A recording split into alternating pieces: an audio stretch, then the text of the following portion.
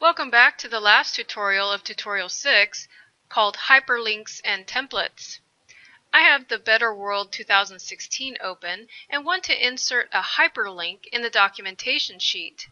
A hyperlink is a link to another file or web page. On the ribbon, go to the Insert tab, and in the Links group, click on the Hyperlink button.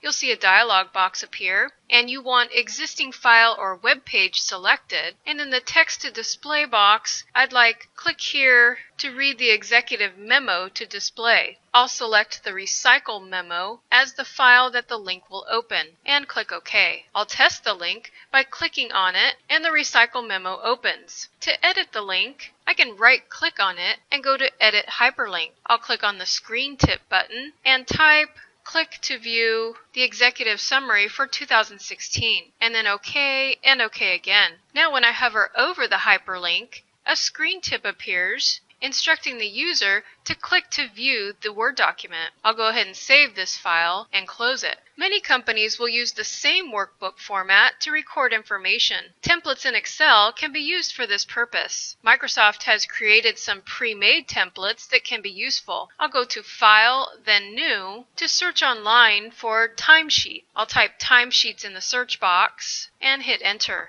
I'm going to select the weekly timesheet 8.5 by 11 and click on Create. Notice when I click in this total column, the formulas are already formatted in the cells. I'll enter the weekly data for Deborah Tibbs, and I'll replace the company name placeholder with Better World Recycling, and I'll change that to a 20-point size. For Monday, I'll enter 8 hours, and Tuesday, 8 regular hours, and then 2 overtime hours. Notice the formulas automatically add up the total in column I and the total hours below.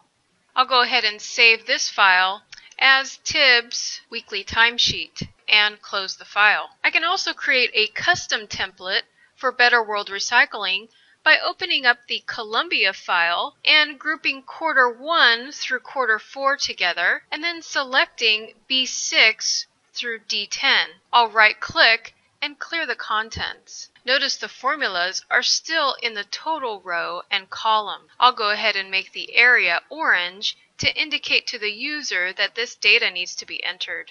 Then I'll type simply Better World Recycling in A1, and in B3 I'll enter a placeholder for the site name. Then I'll merge and center B3 through C3. Now on the summary sheet, I'll go to A1 and select it and simply make it Better World Recycling, and again in B3 I'll put my site name placeholder and merge and center B3 and C3. Now in A3 my placeholder will show simply enter fiscal year and 4 Ys to indicate the year format. Now I'll group the summary sheet with the quarter 4 sheet and auto fit column A. Lastly, I'll go to the documentation sheet and delete the Columbia, Kansas location and simply put a colon and a placeholder for the site name. Now I'm ready to save this as a template. I'll go up to File and Save As, and now instead of an Excel workbook, I'll go down to Excel Template. My file name is going to be Better World Recycling Template, and I'll go ahead and save it in my Tutorial 6 folder. To use this template,